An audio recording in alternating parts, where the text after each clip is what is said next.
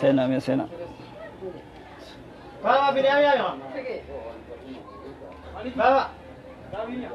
Jaalatamtootaaf kabajamtoota ilmaan Oromoo hundi keessan salaamtaan too qilleensarraan bakka jirtan maratti isin haala qabdachaa anaa dhufu ashama jirra jirtochaa akkasumas jaalatamtootaaf kabajamtoota hordoftoota fuula feesbuukii xiyyaa maraaf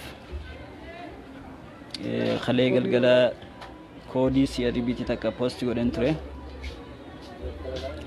walleen kiyya gara CRBT tiin xirrii akkaniif irratti filatan gara teeleetiin isinii dhaqqabeen jira. Egaa warri biyya keessa jirtan koodii CRBT san qabattanii nu bira dhaabbachuu dandeessanii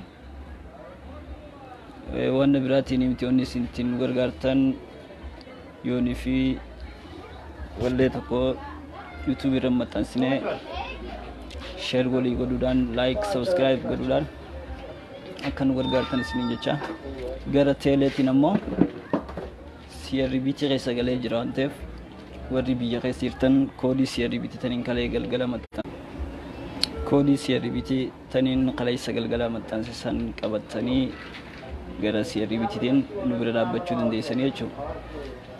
Egaa karaa biraatiin ammoo warri maatii YouTube keenyaa ta'e Biyo karaba YouTube subscribe godhuudhaan akkaniif nu bira dhaabbatan akka maatii YouTube keenyaa taatan kabajaan isin beeksifna.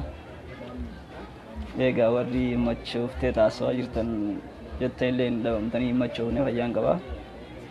Caatiin qaamaa jira.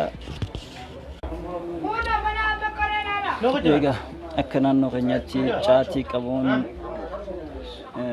safuu miti nu biratti amma akka Harargeetti yoonii fi dhugaatii dhuguun safuudha akka shawaatti